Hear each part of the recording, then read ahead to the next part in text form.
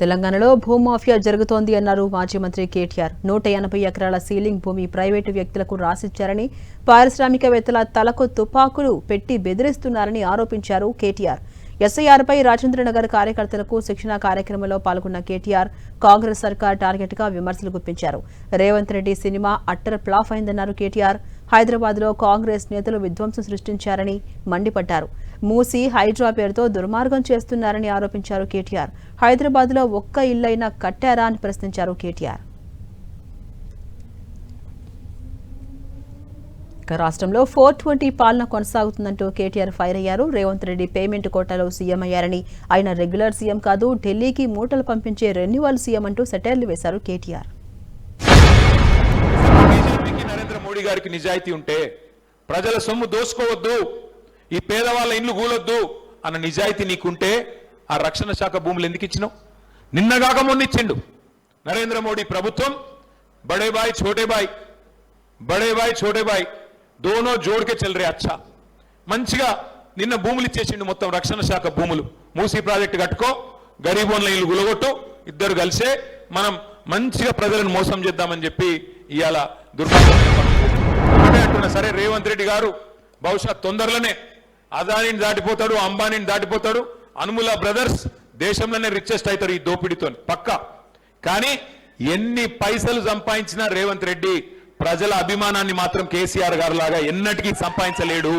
ఇది పక్కా, ఇది పక్కా యాదవ్ రెడ్డి గారు రెగ్యులర్ సీఎం కాదు, ఆయన రెన్యువల్ సీఎం.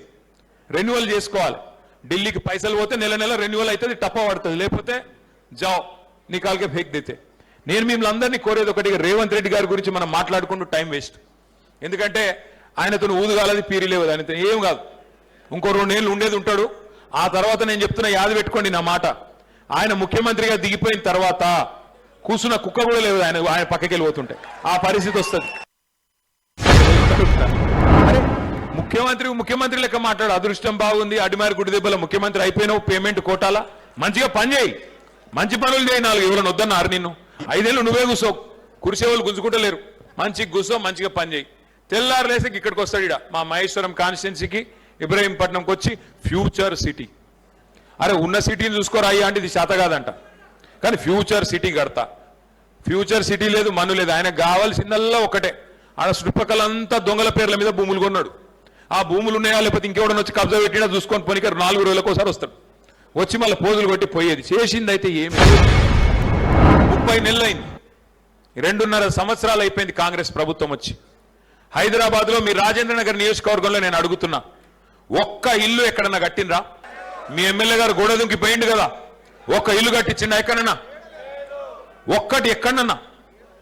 ఇందిరమ్మ ఇల్లు కట్టినరా ఎక్కడన్నా? కట్టిరా లేదా? ఎన్ని ఇల్లు గులగొట్టిండ్రు? ఎన్ని వేల ఇల్లు కూలగొట్టిండు హైదరాబాద్లో?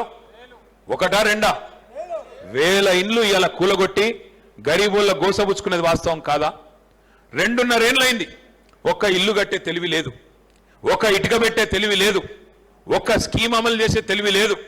ఏం చేసినవయ్యా రేవంత్ రెడ్డి 2.5 ఏళ్ళు అంటే? ఏం లేదు, తెల్లారు లేస్తే బూతులు, లేదంటే మన మీద కేసులు. ఈ 420 పాలనలో తెలంగాణ నలిగిపోతున్నది.